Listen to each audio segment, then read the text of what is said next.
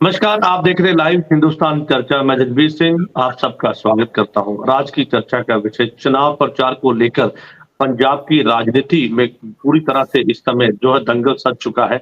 लगातार एक दूसरे पर आरोप-प्रतिरोध की राजनीति है। पंजाब के सीएम भगवंत मान ने एक बड़ा बयान दिया है जिसमें उन्होंने कहा कि भाजपा को जब दिखाई दी खतरे की घंटी तो याद आई केजरीवाल की गारंटी। क्या इसके मायने हैं? आखिर क्यों इस तरह का स्लोगन दिया गया? और जिस तरह से पंजाब की राजनीति में लगातार जो है एक दूसरे पर जो है आरोप लगाए जा रहे हैं, वहीं लड़ाई भी कहीं न कहीं चुनावी जो है दिलचस्प होती हुई नज़र आ रही है क्योंकि सभी उम्मीदवार पार्टी जो है वो चुनाव मैदान में उतार रही है, जिसके चलते रैलियाँ की जा रही हैं और एक दूसरे पर जो है कहीं न कहीं कटाक्ष की जो एक शब्दावली है, वो भी उसका भी इस्तेमाल किया जा रहा है। लेकिन ऐसे में जनता किसके साथ है और चुनाव में जनता किसको जिताएगी, किसको हार का सामना करना पड़ेगा, ये समय के गर्भ में है। लेकिन ऐसे में पंजाब की राजनीति कहीं न कहीं एक मोड़ लेती हुई नज़र आ रही है। चुनाव की दहलीज पे हम खड़े हैं, तो ऐसे में सभी पार्टियाँ जीत का दावा भी कर रही हैं। इस तमाम मुद्दे को लेकर विशेष चर्चा है और इस चर्चा में विशेष पैनल हमारे साथ है। इस पैनल में हमारे साथ में आम आदमी पार्टी से रमनदीप चंदी जी हमारे साथ हैं और हमारे साथ कांग्रेस से राजीव शर्मा जी हैं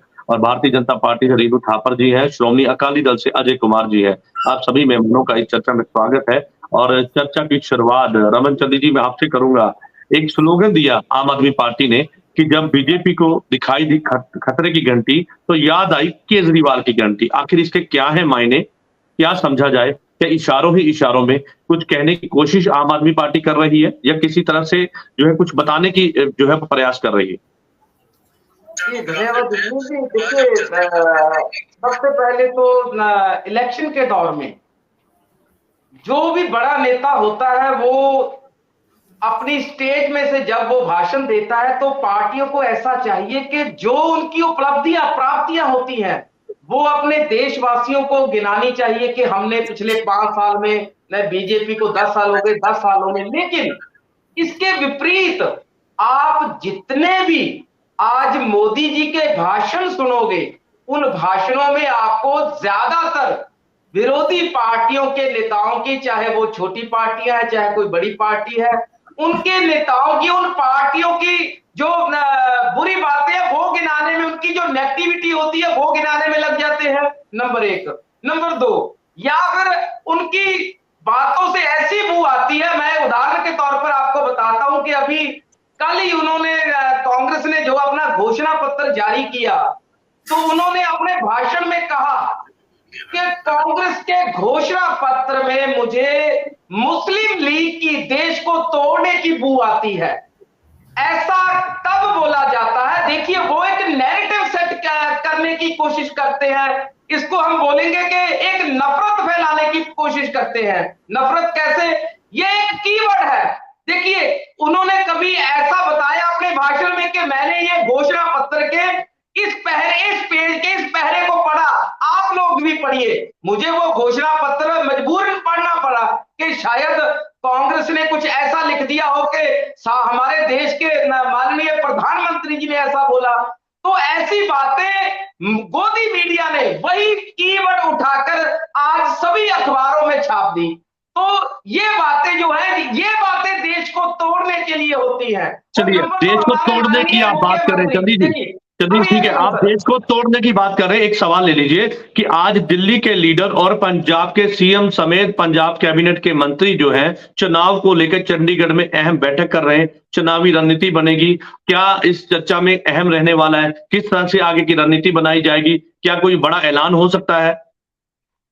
देखिए बड़े ऐलान का तो कोई अभी कुछ मालूम नहीं है, लेकिन ये बातों पर ध्यान दिया जाएगा कि कैसे बीजेपी की हो जितने भी बड़े नेता हैं और मोदी जी, अमित शाह जी किस तरह से स्टेजों से हमारे जी, देश के लोगों को भड़काने की बात करते हैं कि हमने ठीक है, लोगों को किस तरह से समझाना है कि देश में ठीक है। एकता बनाए रखनी है। हमारा जो समाज का जो अपना रुतबा है वो ऐसे ही बना रहना चाहिए जैसे पिछले 70 सालों से युगों युगों से चलता आ रहा है। नंबर दो, चलिए, एक देश की मैं बात एकता जो है जरूर वो बनी करूंगा। रहनी देखिए चाहिए। ठीक है, ठीक है, बिल्कुल। सर मैं एक आपकी बात बात से मैं, सहमत देखिए हूँ। अभी आपकी क्वेश्चन का एक आंसर तो रह ही गया कि मुख्यमंत्री जी ने ये बात क्यों कही।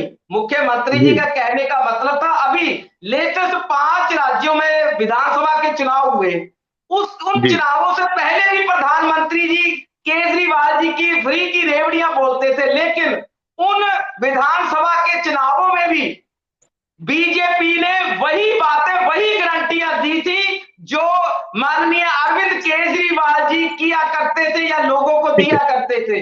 मैं समझ गया सर, ठीक है ठीक है चंदी जी, ठीक है, मैं आपका सवाल समझ गया। मैं उस सवाल का जवाब लेने के लिए हमारे साथ में भारतीय जनता पार्टी के प्रवक्ता मैडम रेणु थापर जी हमारे साथ है। मैडम क्या कहेंगे, जब भारतीय जनता पार्टी उस समय ये कहती थी कि फ्री की रेवड़ियां, ये कहते हैं चंदी जी, और सीधे तौर पर उन्होंने ये जो है बयान दिया है कि जब हम देते थे तो रेवड़ियां थी, लेकिन आज उनके ही गारंटी लफ्ज को हाईजैक कर लिया। आज बीजेपी भी गारंटी देनी शुरू कर दी, यानी कि सीधे तौर पर उस राह पर बीजेपी भी चलती हुई नजर आ रही है। क्या कहेंगे मैम? पहली बात तो मैं रमन जी से ये कहना चाहूंगी कि अभी बात सामने आई है, इन्होंने कहा कि खतरे की घंटी नजर आई, तो क्या ये, और इन्होंने भी ये कल भगवंत मान जी ने भी ये कहा था कि विरोधियों को जानबूझकर परेशान कर रही है भाजपा। एक बात देशवासियों से पूछिए और खुद से ही पूछिए, क्या कोई अगर राजनीतिज्ञ का घोटाला सामने आए तो उस घोटाले की जांच नहीं की जानी चाहिए? क्या ये एक ऐसी कार्रवाई है, जबकि ये ऐसी कार्रवाई है जो कि एक आम आदमी के ऊपर भी की जाती है? तो फिर क्या आम आदमी पार्टी के जो नेता हैं वो जो कहते थे हम आम आदमी हैं, वो आम नहीं है? कार्रवाई की गई है, जांच की जा रही है, जो होगा सामने आएगा। तो उसमें ये खतरे की घंटी कैसे नजर आए? अगर खतरे की घंटी नजर आते तो पूरे देश से बात होती है, लेकिन ये तो अभी दिल्ली और पंजाब में भी है, पंजाब में है बस। जबकि आने वाले चुनावों में पंजाब की जनता और दिल्ली की जनता ये बता देगी कि मोदी जी कितने लोकप्रिय हैं, इस वक्त तो विश्व में लोकप्रिय हैं। दूसरी बात, इन्होंने कहा मुस्लिम, जो उन्होंने मुस्लिम कार्ड की बात करी, जब राम मंदिर बनाया गया तो इन्होंने हिंदू कार्ड की बात करी और कहा हिंदुओं को लेना चाहते हैं। तो ये कहाँ तक मुनासिब था, जबकि किसी भी उसमें हिंदू की बात नहीं आई थी, हिंदुत्व की बात नहीं, बल्कि ये आया था कि राम मंदिर बरसों से नहीं बना, राम मंदिर को बनाया जाए। तो राम मंदिर को बनाया गया जो कि हमारे पूजनीय हैं, और इन्होंने मना कर दिया कि नहीं, राम मंदिर की स्थापना जब होगी राम जी की मूर्ति की तो कोई वहां पर नहीं जाएगा, और अब जा रहे हैं। ये सब क्या है? ये क्या इनको खतरे की घंटी मोदी जी लगते हैं? इनको लगता है मोदी जी कहीं भी, इनको ये मोदी जी के आगे कहीं भी टिक नहीं पाएंगे। आज इन्होंने बात करी कि चर्चा करनी चाहिए जो उपलब्धियां हैं, तो उपलब्धियों के बारे में एक छोटी सी बात कहना चाहूंगी कि सबको पता है जितनी भी मोदी जी की उपलब्धियां हैं उसके बारे में सब जानते हैं। बेटी बचाओ बेटी पढ़ाओ, प्रधानमंत्री जनधन योजना, प्रधानमंत्री उज्ज्वला योजना के तहत कनेक्शन देना, प्रधानमंत्री आवास योजना के तहत ग्रामीण में जाना, सही पोषण देश रोशन के मिड डे मील की भी करना, प्रधानमंत्री मातृ वंदना योजना और सुकन्या समृद्धि योजना, स्टैंड अप इंडिया। क्या आप सब प्रधानमंत्री मुद्रा योजना से, स्टैंड अप इंडिया से वाकिफ नहीं है? उन्होंने इतनी योजनाएं देश के लिए लाई कि 3 तलाक की, मुसलमानों की जो 3 तलाक की समस्या थी, महिलाओं की 50% जबकि महिलाएं हैं, वो किसने समाप्त की? 370 धारा, जहां कश्मीर बंटा हुआ था, भारत से अलग था, तो आज कश्मीर 2 विधान चल रहे थे, तो आज के वक्त में 370 धारा किसने खत्म की? बिल्कुल आपने अपनी उपलब्धियां गिना दी, लेकिन यहाँ पे सवाल जो थे वो इस बात को लेके थे कि जब विपक्ष या फिर दूसरी पार्टी जब गारंटी दे या बड़ा ऐलान करे, चोन मैनिफेस्टो जारी करे, तो उस समय उनको ये कहा जाए कि रेवड़ियां है, लेकिन उसके बाद गारंटी लफ्ज है, उसको भी आज, क्योंकि गारंटी लफ्ज पंजाब से शुरू हुआ और दिल्ली से शुरू होकर अब जो है सभी पार्टियां गारंटी देती हुई नजर आ रही है। कांग्रेस की बात करें, अकाली दल की बात करें, आम आदमी पार्टी की बात करें, भारतीय जनता पार्टी की बात करें, तो सभी पार्टियां अब गारंटी देती हुई नजर आ रही है। कांग्रेस से राजीव शर्मा जी हमारे पास है, उनका रुख करूंगा। राजीव जी क्या कहेंगे? गारंटी लफ्ज, ठीक है मैडम, वापिस आपके पास लौटूंगा क्योंकि मेरे पास समय की कमी है, तो मैं वापिस आपके पास आऊंगा। राजीव जी क्या कहेंगे इस बात को लेकर, क्योंकि जिस तरह से अब गारंटी लफ्ज और एक चुनावी माहौल पूरी तरह से सजा हुआ है, लड़ाई दिलचस्प है। पंजाब की बात करें, 13-0 की लड़ाई, और लगातार भारतीय जनता पार्टी का ये दावा कि 400 प्लस सीटें लेंगे, लेकिन ऐसे में कहीं ना कहीं अब लड़ाई इस बात को लेकर भी है कि भाई हम क्या दे रहे हैं, पब्लिक के बीच जाना है, पब्लिक को बताना है कि हमने क्या किया है, जिसके बिहाफ पे हम वोट मांग रहे हैं। तो आपको क्या लगता है कि आने वाले समय में किस तरह से होगा? और सबसे बड़ी बात कि पंजाब बचाने की बात हर एक पार्टी करती हुई नजर आ रही है। बीजेपी का ये कहना है कि बीजेपी केवल एक पार्टी है जो पंजाब को बचा सकती है और एक मौका पंजाब में अब बीजेपी को मिलना चाहिए, जिसके चलते अब जो है वो इस तरह से प्रचार किया जा रहा है। क्या कहेंगे? अगर आप इजाजत दें तो मैं भाजपा के प्रवक्ता की दो बातों को पहले ब्रीफली जवाब दे दूं, फिर आपके सवाल पे आता हूं। इन्होंने कहा भ्रष्टाचारियों पे जांच होनी चाहिए। हम दोनों हाथ उठा के कहते हैं भ्रष्टाचारियों पे जांच होनी चाहिए। तो सबसे भ्रष्ट जो भ्रष्टाचार हुआ है वो कहाँ हुआ है? पीएम केयर फंड में। पीएम केयर फंड में प्रधानमंत्री ने प्रधानमंत्री का नाम इस्तेमाल किया, सरकार का एम्बेलम इस्तेमाल किया और हजारों लाखों करोड़ रुपया इकट्ठा कर लिया। और फिर आप कहते हैं ये मेरा फंड है, मैं इसका ऑडिट नहीं करूंगा, मैं इसका हिसाब नहीं दूंगा, मैं नहीं बताऊंगा मैंने कहाँ पैसे खर्च करे हैं। तो सबसे ज्यादा शरेआम, खुलेआम और बड़ी हठ धर्मिता के साथ जो भ्रष्टाचार हुआ है वो पीएम केयर फंड में हुआ है। तो सबसे पहले तो प्रधानमंत्री श्री नरेंद्र कुमार मोदी की भ्रष्टाचार की जांच होनी चाहिए। ये नहीं करवाएंगे, ये प्रफुल्ल पटेल की जांच बंद कर देंगे। ये खुद ही कहते थे वो भ्रष्ट है। ये अजीत पवार की जांच 17,000 करोड़ का घोटाले का इन्होंने आरोप लगाया था तो बंद कर देंगे क्योंकि इन्होंने आरोप लगाया था वो भ्रष्ट है। ये असम के मुख्यमंत्री शर्मा की जांच बंद कर देंगे। तो बीजेपी तो कहती है ना सर, बीजेपी तो कहती है कि जांच करवाइए, कौन मना कर रहा है आपको? जांच इन्होंने करनी है, जिनकी सरकार है वो करेंगे ना। तो मोदी की जांच कौन करेगा? सर आप विपक्ष में है, सर आप विपक्ष में है, आप आवाज बुलंद कीजिए, कौन मना कर रहा है? हम तो कह रहे हैं, हम तो बार बार अभी भी मैं बोल रहा हूँ, कल भी बोला था, परसों भी बोला था, हमारे तो हर मंच से नेता बोल रहे हैं कि भ्रष्टाचारी तो सारे भाजपा में भरे पड़े हैं, बाकी पार्टियों के भ्रष्ट लोग भी इनमें चले गए हैं। तो ये भ्रष्टाचार की पार्टी बन गई है क्योंकि सफाई हो रही है। हमसे रोज कोई ना कोई भ्रष्टाचारी इनकी पार्टी में जा रहा है। तो भ्रष्टाचार पे जरूर ये कदम उठाएं और लेकिन ये एजेंसियों का गलत इस्तेमाल ना करें। जो ईडी है उसमें जो कानून इतना गलत वो जो है वो है उसका ये गलत इस्तेमाल करें। आम कानून के अंतर्गत ये भ्रष्टाचार का करें, जो मर्जी जिस पर मर्जी केस दायर करें, फिर तो कोर्ट संज्ञान ले लेंगी ना। एक बात। दूसरी बात इन्होंने राम मंदिर की बोली। राम मंदिर में कांग्रेस पार्टी ने एज ए पार्टी नहीं गई, लेकिन कांग्रेस के बहुत सारे नेता गए हैं। लेकिन जो बहुत से देश की जनता को 50% से ज्यादा 70% से ज्यादा शायद वो ऐतराज था कि मोदी जी ने राजनीतिक कारणों से उस मंदिर का वो किया है क्योंकि वो अधूरा मंदिर था। हमारे शंकराचार्य जो हमारे पूजनीय गुरु हैं, जिनको हम पूजा करते हैं, जिनकी जो हिंदू धर्म की व्याख्या करते हैं, उन्होंने कहा था कि ये अशुभ कार्य हो रहा है, ये अभी मंदिर पूरा नहीं हुआ है, ये राजनीतिक कारणों से हो रहा है, इसलिए हम नहीं जाएंगे।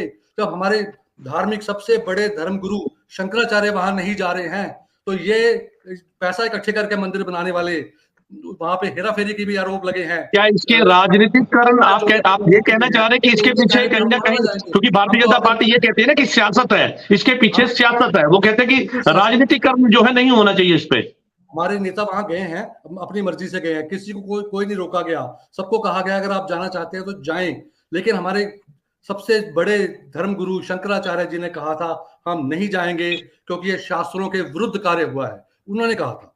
ठीक है, उनकी बात तो हमने सुननी है। तो मोदी जी ने यहाँ भी हिंदू धर्म में भी डिवाइड पैदा कर दिया। आगे जो बात है गारंटी देने की, मैं आम आदमी पार्टी के प्रवक्ता से सहमत हूँ कि मोदी जी ना नोटबंदी की बात कर सकते हैं। अगर नोटबंदी की बात करेंगे तो सारे लोग जो सामने बैठे उठ के चले जाएंगे। ना जीएसटी की बात कर सकते हैं, करेंगे तो सारे लोग उठ के चले जाएंगे। अपनी किसी भी, ना रोजगार की बात कर सकते हैं, मोदी जी के मुंह से रोजगार निकलेगा ही नहीं। ना चाइना की बात कर सकते हैं जो हमारे 2,500 किलोमीटर पे कब्जा करके बैठा है और मोदी जी ने हमारी आर्मी के हाथ बांध दिए, ये कह के ना कोई गुस्सा है ना कोई घुसेगा, है ना। रीनू थापर जी, आप इस बात का जवाब देने के लिए, क्योंकि आप पॉइंट नोट कर लीजिए, इसका जवाब मैं आपसे लूंगा। ठीक है राजीव जी, आपकी बात आ गई। मैं श्रोमणी अकाली दल के प्रवक्ता अजय कुमार जी का रुख कर लेता हूं, क्योंकि उसके बाद वापस इसको हम जो है आगे चर्चा को बढ़ाएंगे। अजय कुमार जी क्या कहेंगे, क्योंकि यहाँ पर श्रोमणी अकाली दल पंजाब बचाओ यात्रा कर रहा है, ठीक है, लेकिन जिस तरह से अब आज जो है आम आदमी पार्टी की लीडरशिप, एक वफद जो है वो चुनावी को जो है वो वहां पे पहुंचा है, चुनावी कमिश्नर के पास, वहां पे कंप्लेन करने के लिए, शिकायत करने के लिए, और इस बात को लेकर है कि भाई आपने रायपुर में एक बड़ा प्रचार के दौरान आपने जो है वो कानून की उल्लंघना कर दी। वो कहते हैं कि कानून को हाथ में लिया, तो आपके ऊपर कार्रवाई होनी चाहिए श्रोमणी अकाली दल के ऊपर। क्या कहेंगे? देखिए जजवीर जी, जब आचार संहिता जैसे लग जाती है तो हर चीज के मायने बदल जाते हैं। देखिए पंजाब बचाओ यात्रा जो है काफी समय से चल रही है, फरवरी से चल रही है, और इसका हमें बड़ा प्रॉपर रिस्पांस भी मिल रहा है। लोग हमारे साथ जुड़ रहे हैं, हमारे जो बिछड़े साथी थे वो हमारी टीम में आ रहे हैं, तो हमारी जो पार्टी है प्रॉपर मजबूत हो रही है। लेकिन क्या है कि हमारे जो विरोधी हैं उनको ये चीज पच नहीं रही है, तो वो क्या करते हैं कि कोई ना कोई नया मुद्दा उठा के सॉरी ले आते हैं। आम आदमी पार्टी को तो ये वैसे भी शुरू से ही आदत है कि जब भी पंजाब की डेवलपमेंट की बात होती है तो लोगों के मुंह पे एक ही बात होती है कि सबसे ज्यादा डेवलपमेंट जो है श्रोमणी अकाली दल ने की है। शिकायत तो इस बात इनको को लेकर थी ना कि रायपुर में एक बच्चे को माइक दे दिया गया और चुनावी हाँ जी। जिस तरह से जो बनाए गए नियम थे उसकी उल्लंघना हुई है। सीधे तौर पे वो ये कहते हैं, इसी के लेके उन्होंने शिकायत दर्ज करवाई है। देखिए सर, बच्चे को अगर माइक ले लिया है तो वो भी इसी प्रदेश का रहने वाला है, ठीक है। अगर कुछ ऐसा हुआ है तो उसके ऊपर संज्ञान होना चाहिए। लेकिन ये छोटी छोटी बातों को बड़ा मुद्दा बना के बैठ जाते हैं। इनको इन चीजों से बचना चाहिए। अगर कोई पार्टी अपना प्रचार कर रही है तो उनको प्रचार करने का हक है, अगर विद इन लिमिटेशन ही तो कर रही है वो, ठीक है। इन्होंने एक छोटा सा एक मुद्दा इनको मिल गया, अब इसको लेकर ये वो बहुत हल्ला हुल्ला करेंगे। लेकिन ये क्या करते हैं कि अपनी नालायकियों को छुपाने के लिए दूसरी पार्टियों के ऊपर कोई ना कोई आंचल लांचल लगाते ही रहते हैं। अपनी बात नहीं बताते ये कि इनकी स्टेट में क्या हो रहा है। इनकी स्टेट में एक लड़की के ऊपर अपना कितना तशद्दुद हुआ है तरन तारण में, उसके ऊपर इनके सीएम साहब कुछ नहीं बोलेंगे, उनके ऊपर इनको लीगल टीम नहीं जाएगी। लेकिन और बातों के ऊपर ये जाएंगे। इनसे पूछिए, तरन तारण में बल्टोवा में इतना बड़ा कांड हुआ है, दुशासन बने हैं वहां के लोग, उन्होंने एक औरत की सभ्यता को भंग कर दिया, वहां क्यों नहीं गए ये लोग? वहां इनके मुंह में ताले क्यों लगे हुए हैं? ठीक आज इनके ठीक संजय सिंह ठीक। जी पंजाब की यात्रा पे आ रहे हैं, वो सीएम साहब की बेटी को आशीर्वाद देने आ रहे हैं। हम सारा पंजाब ये चाहता है, वो सबकी सांझी बेटी है, भगवान उसको तंदुरुस्ती दे, लंबी उम्र दे। लेकिन वो भी एक पंजाब की बेटी है जो बल्टोवा में जिसके साथ इतना बड़ा कांड हुआ है, उसके ऊपर तो इनको संज्ञान लेना चाहिए ना सर। ये छोटी छोटी बातों, रैलियों में इधर उधर छोटी छोटी बातें ढूंढ के ये बातें करते रहते हैं। जो पंजाब की बेटी के साथ सरेआम हुआ है, जिससे पूरी देश में निंदा करी जा रही है, उसके ऊपर इनके ना प्रवक्ता बोलते हैं, ना इनका सीएम बोलता है, ना इनकी लीगल टीम बोलती है। तो इनसे पूछिए वहां कब जा रहे हैं सर ये? ठीक है ठीक है, चलिए ठीक है ठीक है। अजय जी आपकी बात आ गई। रमन चंदी जी हमारे साथ है, आम आदमी पार्टी के प्रवक्ता है। चंदी जी, विक्रम मजीठिया ने एक बड़ा बयान दिया। वो कहते हैं कि दिन में आप कांग्रेस के साथ हैं और रात में भारतीय जनता पार्टी के साथ आपका गठबंधन है। वो कह रहे हैं कि लोगों को बेवकूफ बनाया जा रहा है। आम आदमी पार्टी दिन में अलग है, रात में अलग है। सीधे तौर पर कई सवाल खड़े किए उन्होंने। जी देखिए, पहली बात तो मैं अकाली दल के प्रवक्ता की बात, जिस तरह से आपने इनको क्वेश्चन किया, एक सामने दिखी हुई सच्चाई कि किस तरह से अकाली दल ने एक बच्चे को माइक पकड़ाकर हमारे चुनाव की उल्लंघना की, तो किस तरह इनको जवाब दे देना चाहिए था कि गलती हुई है, चुनाव कमीशन जो भी हमें सजा देगा वो पार्टी को मंजूर होगी। लेकिन उसके बावजूद भी ये इन्होंने एक इस तरह से बयान देने की कोशिश की कि इस बात को घुमाकर मैं कहीं और ले जाऊं। शायद ये भूल चुके हैं कि जिस बेटी की ये बात, जिस औरत की ये बात करते हैं कि उनके ऊपर कार्रवाई हो चुकी है, वो अरेस्ट भी हो चुके हैं, उसके बाद भी इनको मुद्दा चाहिए। और नंबर दो, बात कर रहे हो आप विक्रम मजीठिया की। आज विक्रम मजीठिया जी को पंजाब में कोई नहीं पूछता। अब वो चले हुए तीर हैं, अब उनके बारे में कोई भी बात नहीं करता पंजाब में, क्योंकि पंजाब वासियों को पता है कि उनकी बातों को सीरियस ना लिया जाए। उन्होंने जिस तरह से पंजाब को, उन्होंने उनके परिवारों ने जिस तरह से उनके जीजा साला जो सभी आपस में, उनके सिस्टर आपस में मिल बैठकर इन सभी ने अपने महल खड़े किए हैं। आज पंजाब वाले वो महल ढाने के लिए तैयार बैठे हैं। ये जो पंजाब बचाओ यात्रा, कौन सी पंजाब बचाओ यात्रा? जिन लोगों ने पंजाब को लूटा आज वही पंजाब को बचाने चले हैं। ये कौन सी किताब में लिखा है भाई? और नंबर दो, मैं बीजेपी की प्रवक्ता की बातों का जरूर जवाब देना चाहता हूं कि इन्होंने बहुत गारंटियां वैसे इस मुद्दे पर नहीं थी, मैं फिर शॉर्ट ही लूंगा।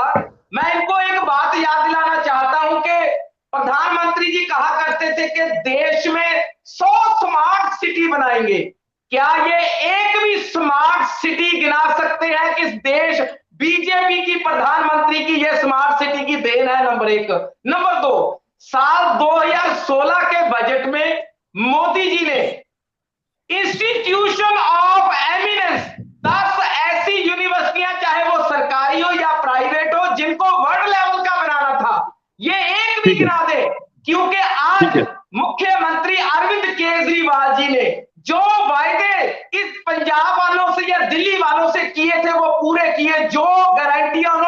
थी, हेल्थ का मुद्दा हो या एजुकेशन का मुद्दा हो, ये दोनों गारंटियां थी जो आम आदमी पार्टी की मील पत्थर साबित हुई ग्राउंड लेवल पर। उन लोगों ने इनका भरपूर लाभ उठाया भी, उठा रहे भी हैं।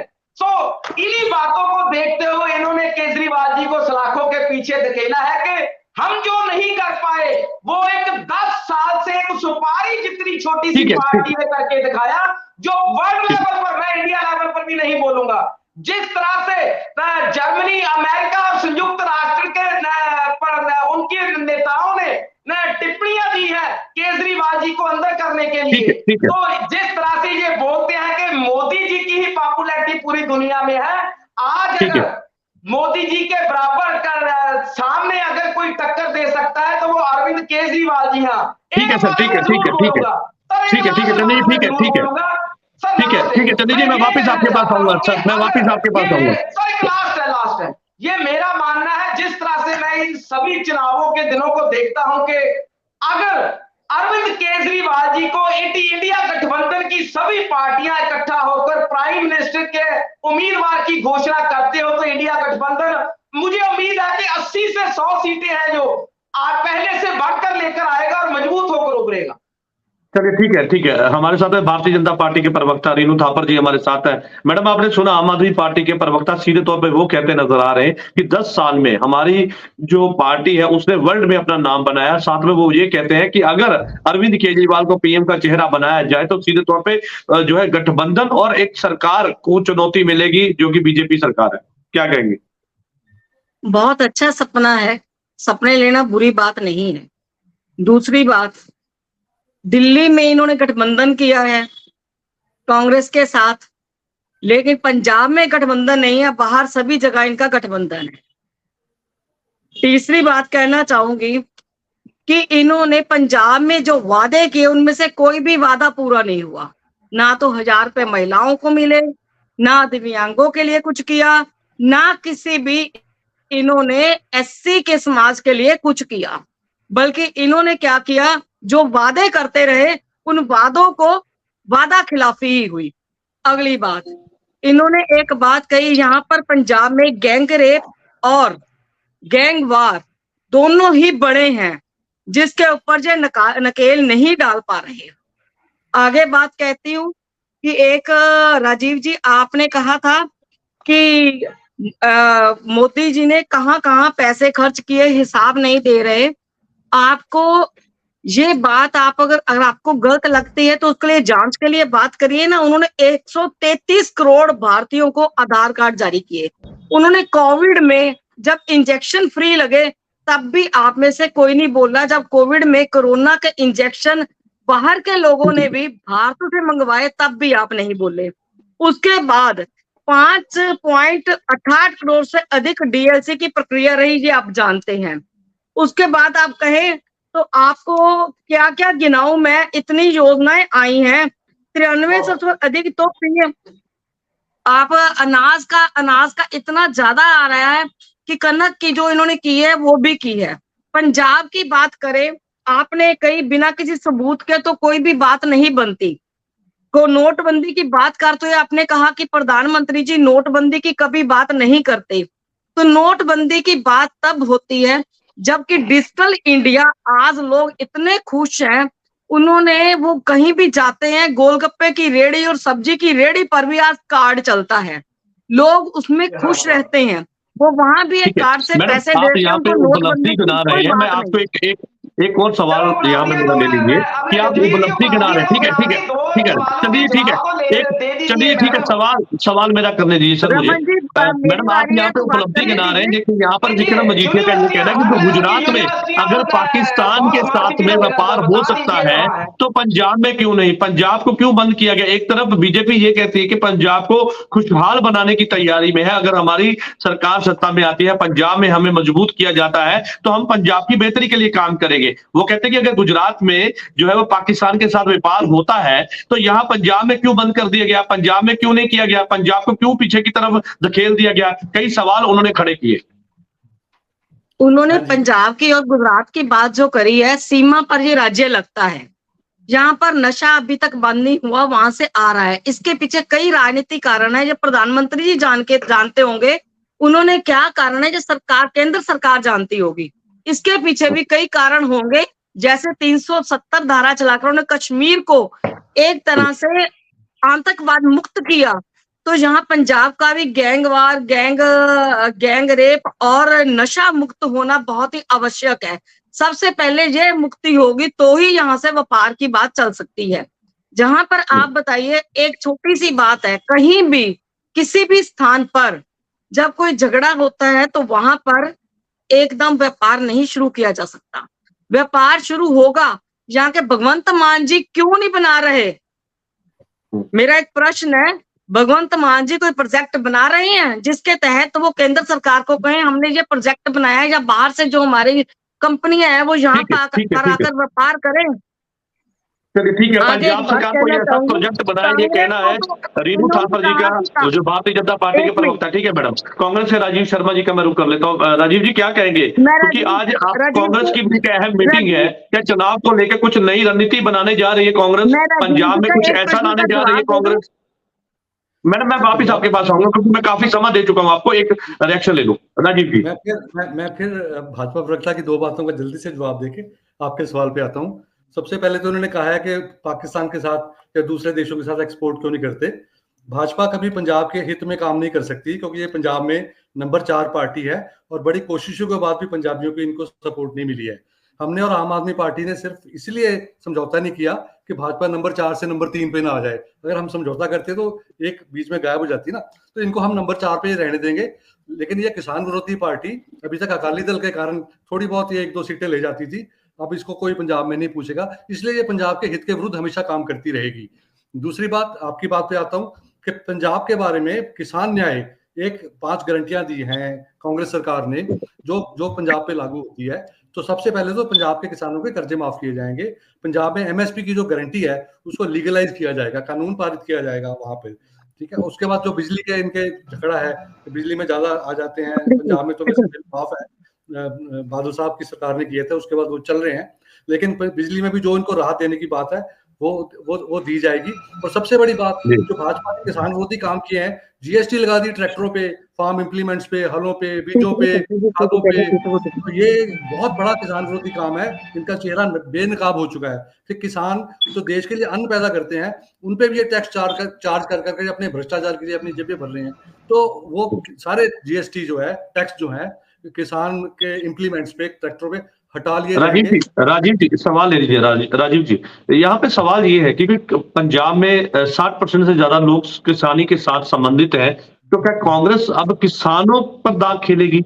और जिस तरह से, हालांकि ये गारंटी आपने दी है, ठीक है, किसानों की मांग थी, किसान बीजेपी के साथ नाराज थे, कहीं ना कहीं पंजाब सरकार के साथ भी उनकी नाराजगी है, तो क्या कांग्रेस अब जो है वो किसानों के साथ जो है इस तरह से जो है गारंटी देकर क्या ये जतलाना चाह रही है कि हम किसानों के हितैषी पार्टी है और किसानों को लेकर आगे बढ़ेगी? नहीं, ये जो आपने दाव खेलने वाला शब्द इस्तेमाल किया है, थोड़ा सा मुझे इस पे ऐतराज है। दाव नहीं, हम तो जनता के लिए काम कर रहे हैं, तो 60% आप खुद ही बोल रहे हो कि किसान है, तो जब जनता के लिए काम करेंगे तो किसानों के लिए काम अपने आप हो जाएगा। तो और राजनीतिक पार्टी क्या करती है, वो अपने जो सूबे के रहने वाले वोटर हैं, जनता है, उनके लिए काम करती है, उनके हित में काम करती है, उनके वेलफेयर के काम करती है। और कांग्रेस तो एक वेलफेयर ओरिएंटेड पार्टी है कि गरीब के लिए पहले गरीब के लिए रखा जाए, गरीब का शेयर उसको मिलना चाहिए, उसको डिनाई नहीं होना चाहिए। भाजपा जैसे नहीं करती कि अमीरों को फायदा दो, अमीरों के कर्जे माफ करो, और गरीब के 10 रुपए भी, किसान के 10 रुपए भी कर्जा माफ नहीं करो। और अगर वो 10,000 का कर्जा नहीं दे पाया है तो उसकी जमीन कुर्क कर लो, उसका ट्रैक्टर कुर्क कर लो। ये भाजपा का राज है। कांग्रेस ऐसे कभी नहीं करती। कांग्रेस जो वेलफेयर करने वाली पार्टी है और गरीब को नीचे से ऊपर उठाती है, गरीब को बल देती है, गरीब की जेब में पैसा डालती है ताकि वो बाजार में जाए, खर्च करे और देश की इकोनॉमी का पहिया तेजी से चले। किसानों के लिए कांग्रेस जो है वो नई एक गारंटी लाने जा रही है और किसानों को तोहफे के रूप में ये गारंटी दी जाएगी, और जब उनकी सरकार सत्ता में आएगी तो इसको लागू किया जाएगा, ये कहना है राजीव जी का। हमारे साथ में श्रोमणी अकाली दल के प्रवक्ता अजय कुमार हमारे साथ है। अजय जी क्या कहेंगे? सुनील जाखड़ बीजेपी के प्रधान, पंजाब प्रधान, उन्होंने एक बयान दिया है और इशारों में सीधे तौर पर यह कह दिया कि मोदी सरकार का साथ देने वाली पार्टियों के खिलाफ लड़ाई लड़नी होगी, यानी कि सीधे तौर पर अकाली दल पर निशाने साधे। क्या कहेंगे? देखिए सर, जो माननीय जाखड़ साहब ने बयान दे दिया, जो ठीक है, उन्होंने अपना डेमोक्रेसी में खूबसूरती में उन्होंने अपना बयान दे दिया, उनका निजी है। लेकिन इससे अकाली वो दल कहते के हैं कि पंजाब ऊपर जो बचाने की जरूरत है, वो कहते हैं पंजाब बचाने की जरूरत है और इन पार्टियों से सचेत रहने की जरूरत है, जो पार्टियां एकजुट होकर जो है पंजाब को जो है वो इस तरह से जो है पंजाब को लूट रही है। वही तो मैं आपसे कह रहा हूँ ना सर, जाखड़ साहब ने बोल दिया है तो अकाली दल को उनके बयान से कुछ लेना देना नहीं है। अकाली दल का अपना स्टैंड क्लियर है। अकाली दल अब सारी पंजाब की सीटों पे 13 की 13 सीटों पे और चंडीगढ़ की सीट पे अपने दम पर लड़ रही है और हम अच्छे रिजल्ट भी आएंगे हमारी पार्टी के। जाखड़ साहब के बयान को हम लोग ज्यादा तवज्जो नहीं दे रहे हैं क्योंकि हमारे जो 5-6 मांगे थी जो हमने केंद्र सरकार को पहले से ही बोली हुई है, जिसमें हमारे भाई अमृतपाल जी के ऊपर जो एनएसए लगाया जाए, पंजाब में जो एनएसए जैसा काला कानून है उसको हटाना चाहिए, एमएसपी देनी चाहिए, यहाँ हमारे बंदी सिखों की रिहाई होनी चाहिए, पंजाब का अपना फिरोजपुर और अटारी बॉर्डर से व्यापार शुरू होना चाहिए। हम लोग ने जब भी बात करी है, अकाली दल ने हमेशा पंजाब के हितों की बात करी है, पंजाब की तरक्की की बात करी है। इसके लिए हमने अपना केंद्र सरकार से अपनी वजीरी तक को छोड़ दिया था। तो पंजाब के लोगों को पता है अकाली दल जमीन से जुड़ी पार्टी है, किसानों के हितों की पार्टी। जैसे आपने बताया कि 60% ज्यादा किसान है, तो किसानों को पता है कि अकाली दल ने उनके लिए क्या क्या आज तक किया है। बाकी जाखड़ साहब ने जो बयान दे दिया, उन्होंने अकेली किसी पर्टिकुलर पार्टी के ऊपर कटाक्ष नहीं किया, उन्होंने सभी को कॉमनली इस बात पे लिया है। सबके अपने अपने इसके ऊपर व्यू हो गए, लेकिन जो अकाली दल का व्यू है वो यही है कि अकाली दल ने अपना स्टैंड उनको क्लियर कर दिया है। हमने पहले भी बहुत डेवलपमेंट में काम किया है, अब भी कर रहे हैं और इन फ्यूचर भी हम लोग करते रहेंगे। हमें जाखड़ साहब के बयानों से कोई इतना इत्तेफाक रखने की जरूरत नहीं है। जाखड़ साहब तो आए दिन कोई ना कोई बयान देते ही रहते हैं। जी सर। चलिए ठीक है सर, आपकी बात आगे। रमन चंदी जी हमारे साथ आम आदमी पार्टी के प्रवक्ता हैं। चंदी जी, बीजेपी के लीडर ने एक बयान दिया है, उनका ये कहना है क्योंकि चुनावी माहौल है तो ऐसे में सभी गारंटियां देते हैं, सभी बड़े बड़े दावे बड़े बड़े ऐलान तो होते हैं, लेकिन ये एक बड़ा मेरे पास एक उनका दावा, एक बयान आया है जिसमें उन्होंने कहा कि अगर पंजाब को कोई बचा सकता है तो बीजेपी है, किसानों के जो हित के लिए अगर कोई कदम उठा सकती है तो बीजेपी है। उनका कहना है कि पंजाब को बचाना और किसानी को बचाना ये बीजेपी करेगी। अगर ऐसे में हंसराज हंस फरीदकोट से जीते हैं तो वो किसानों के मुद्दे पर जो है वो केंद्र के साथ बैठकर जो है बात करेंगे और पंजाब को बचाने के लिए और पंजाब को किसानों को मालोमाल करने के लिए वो वहां पर उनकी मुद्दे को उठाएंगे।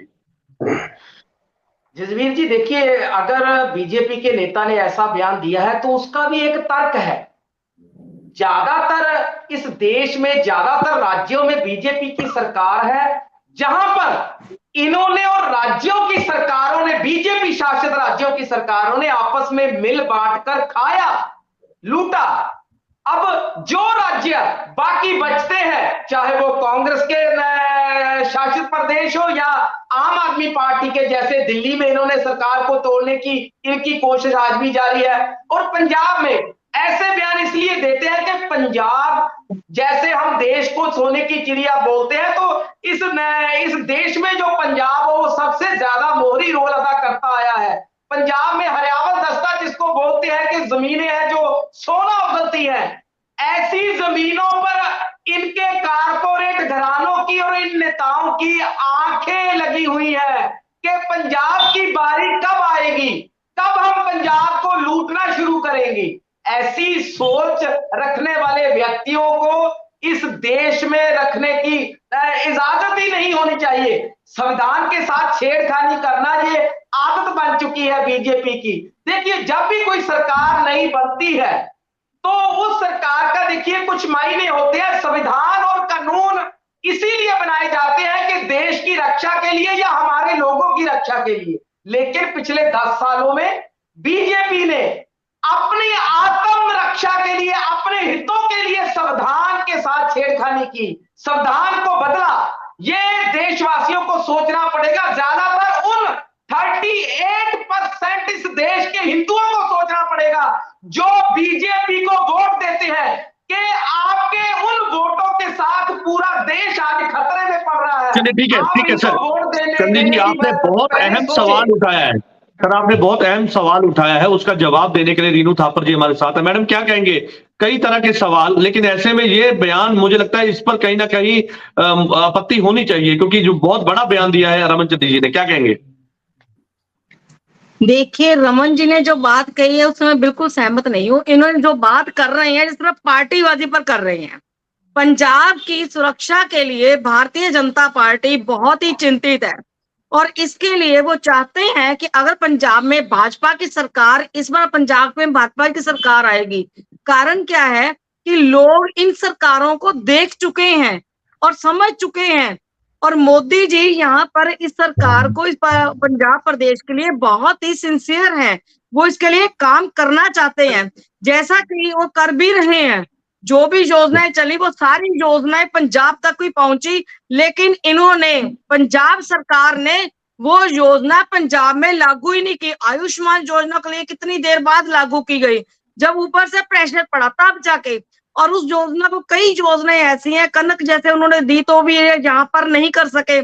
ये बात जो इनकी है मेरी समझ से बाहर है। मेरे को राजीव जी की बात की भी समझ नहीं आई। उन्होंने कहा किसानों के लिए सरकार क्या कर रही है। किसानों के लिए 11.3 करोड़ से अधिक किसानों को सीधे स्वचालित रूप से धनराशि मिल रही है। फिर उन्होंने पीएम कार्ड का जो है वो चल रहा है, किसान क्रेडिट कार्ड के जरिए प्रति वर्ष 4% ब्याज पर इनको किसानों को मिल रहा है। पीएम कृषि सिंचाई योजना के अंतर्गत 76.07 लाख हेक्टेयर कवर किया गया। 70.6 लाख किसानों को लाभ मिला। क्योंकि मेरे पास इतना समय नहीं है कि मैं एक डिटेल यहाँ पे शेयर करूं। ठीक है, आपकी बात आ रही है। 6,000 रुपया किसानों की सालाना है उनके खाते में आ रहा है। इसके अलावा उन्होंने बहुत कुछ किया, लेकिन ये लोग ये मानने को तैयार नहीं। जो एक ही बात लेकर बैठेंगे कि पीएम मोदी ने क्या किया, मोदी जी ये कहते हैं, मोदी जी ये कहते हैं, लेकिन मोदी जी जो कहते हैं वो करते हैं। इसीलिए उन्होंने जो वादे किए वो पूरे किए, लेकिन किसी भी पार्टी, कोई भी पार्टी वादे पूरे नहीं कर सकती। रेणु जी की दो बातों और किसानों के कुछ संगठन बैठे हुए हैं, सारी किसान नहीं बैठे। रेणु की दो बातों का, रेणु जी की दो बातों का जवाब रह गया था। अगर प्रधानमंत्री पाक साफ हैं, अगर वो प्रधानमंत्री भ्रष्टाचारी नहीं है, तो पीएम केयर फंड्स की ऑडिट करने से क्यों भागते हैं? जब भी कहते हैं उसका ऑडिट कराया जाए सीएजी से या किसी प्राइवेट अच्छे संस्थान से सरकारी, तो वो वहां से एकदम से भाग जाते हैं, हम नहीं कराएंगे, हम नहीं कराएंगे। तो ये बताता है। दूसरा, अगर ये कहते हैं कि 370 से जम्मू कश्मीर में हालात सुधरे हैं, तो पिछले 5 साल से जम्मू कश्मीर में असेंबली के चुनाव क्यों नहीं करवाए गए? अभी भी नहीं करवाए गए। अब जब बाकी सूबों के असेंबली के चुनाव हो रहे हैं तो लोकसभा के साथ, तो जम्मू कश्मीर में क्यों नहीं कराए जा रहे? कुछ तो है वहां पे गड़बड़, जो ये चुनाव कराने की चुनाव आयोग की नई मंशा हो रही, तो कुछ तो है बात। ठीक है राजीव जी, एक सवाल है मेरा, क्या सिद्धू मूसेवाला, कांग्रेस, पंजाब कांग्रेस क्या सिद्धू मूसेवाले के पिता को चुनाव लड़वाने की तैयारी में है? नहीं, वो कांग्रेस के आइडियोलॉजी में विश्वास रखते हैं और लोकप्रिय हैं, और विचारधारा भी उनकी अच्छी है, सोच भी अच्छी है, समाज सेवा में भी है। अगर वो लड़ना चाहेंगे तो पार्टी जरूर उनको टिकट देगी। मुझे इसके बारे में वैसे जानकारी नहीं है, लेकिन जाती तौर पे मैं कहता हूँ अगर वो लड़ना चाहेंगे तो ये खुशी की बात होगी। जहां तक इन्होंने बताया है, कुछ किसानों के लिए कुछ गिनाए हैं रेणु जी ने कुछ बातें, तो ये 500 रुपया देते हैं किसानों को और 5,000 रुपये उस पर टैक्स लगाया गया है। सब कुछ महंगा कर दिया है, सब्सिडी खत्म कर दिया यूरिया पे और दूसरी चीजों पे, डीजल पे। डीजल जो आज 50 रुपए सरकार को पड़ता है, वो 90 रुपए 95 रुपए मिल रहा है, तो 40 रुपए प्रति लीटर तो डीजल पे कमा रहे हैं। तो 500 रुपए का झुंझुना पकड़ा के ये अपनी वाहवाही लूट रहे हैं और उसमें भी इतनी कर रहे हैं। ये तो किसान विरोधी सरकार है, ये हम देख चुके हैं। चलिए ठीक है राजीव जी, आपकी बात आ गई। श्रोमणी अकाली दल से अजय कुमार जी का मैं रुख कर लेता हूं। अजय जी, कैसी तैयारी है श्रोमणी अकाली दल में, क्योंकि अभी तक लिस्ट भी जारी नहीं हुई, लेकिन चुनाव को लेकर एक बड़ी रैली जिसको पंजाब बचाओ का नाम दिया गया, सुखबीर सिंह बादल श्रोमणी अकाली दल के प्रधान और बाकी सारी लीडरशिप जो है वो इस पंजाब बचाओ यात्रा के दौरान नजर आई। लेकिन ऐसे में क्या तैयारियां हैं जिसको लेकर आप जनता के बीच जाएंगे? देखिए सर, ये जो सबसे पहले आपने बात करी पंजाब बचाओ यात्रा की, इस वक्त पंजाब को बचाने की बहुत ज्यादा जरूरत है। इसलिए हमारे प्रधान जी ने बचाना है, किससे बचाना है? जो मौजूदा सरकार है सर, जिन्होंने लॉ एंड ऑर्डर की धज्जियां उड़ा के रख दी हैं, जिन्हें पूरे सारे दिन में आप न्यूज़पेपर पढ़ लो, लाइव न्यूज देख लो, हर 1 घंटे में कोई ना कोई घटना हो रही है। जनता ने चुनी है सर, वो जनता ने चुनी सरकार है, वो जनता पछता तो रही है ना सर। इसीलिए तो श्रोमणी अकाली दल को लोगों को जगाना पड़ रहा है कि दोबारा कि आपने इनके करप्ट लोगों के ऊपर आपने विश्वास करके इनको जितवा दिया, इनको 92 ML दे दिया। अब तो खैर उनमें से एक चला गया, 91 रह गए हैं, बाकी भी धीरे धीरे लाइन में लगे हुए हैं। तो लोगों को जगाने के लिए ये पंजाब बचाओ यात्रा बहुत जरूरी थी सर। ये पंजाब बचाओ यात्रा पंजाब के लोगों को बताएगी कि पंजाब की हितों की रक्षा करने वाली असली पार्टी कौन है। इनकी तरह नहीं है कि 50 वादे कर दिए, बाद में ना 1000 रुपया दिया, ना अपना लॉ एंड ऑर्डर को मेंटेन कर पाए, नशा 3 गुना बढ़ गया, और अध्यापकों को प्रॉपर वे से अपना पोस्टिंग नहीं करवा पाए। उसके अलावा नशा जो है स्कूलों तक चला गया, लड़कियों तक नशा चला गया। लुधियाना में लड़की नशे इंजेक्शन लगा रही थी। उसके अलावा इन्होंने जो नोटिफिकेशन जारी किया था ओल्ड पेंशन स्कीम का, उसके बारे में ये बात नहीं करते हैं, बस इधर उधर की बातें करते रहते हैं। अगली बात, जो हमारी पार्टी के जो अभी कैंडिडेट की अनाउंसमेंट होनी है, हमारा उसके ऊपर मंथन चल रहा है, और आने वाले कुछ ही दिनों में आपको इसकी प्रॉपर लिस्ट मिल जाएगी, कौन कौन से कैंडिडेट को कहां से फाइनल किया गया है। श्रोमणी अकाली दल अपना पूरा मंथन करके पंजाब के हितों को देखते हुए अपने कैंडिडेट उतारेगी, ताकि लोगों को किसी प्रकार की कोई परेशानी ना हो जो ये मौजूदा सरकार से हो रही है। सीएम अपनी स्टेट को छोड़ के दूसरी स्टेटों में घूम रहे हैं, अपनी स्टेट लवानी छोड़ रखी है, उसके ऊपर ये बात नहीं करते सर। सभी पार्टियां तैयारी में है, जिसके चलते आपस में मंथन किया जा रहा है। कैंडिडेट को लेकर भी कहीं ना कहीं बातचीत जो है वो आगे बढ़ती हुई नजर आ रही है, लेकिन ऐसे में लोगों के बीच जाकर बड़ी बड़ी गारंटियां और बड़े बड़े वादे जो है वो जनता के साथ किए जा रहे हैं। सभी पार्टियां जीत का दावा कर रही है, 13-0 का नारा है, लेकिन ऐसे में भारतीय जनता पार्टी, कांग्रेस और अकाली दल और आम आदमी पार्टी लगातार ये जीत का दावा कर रही है। लोगों के बीच जाया जा रहा है, अपनी स्ट्रेटजी को जो है वो बनाया जा रहा है, ताकि लोगों के बीच जाकर जो है जीत हासिल की जा सके। आप सभी मेहमानों का इस चर्चा में जुड़ने के लिए धन्यवाद है। कल नई चर्चा में मैं आपके साथ फिर से जुड़ूंगा, तब तक के लिए दीजिए इजाजत। धन्यवाद।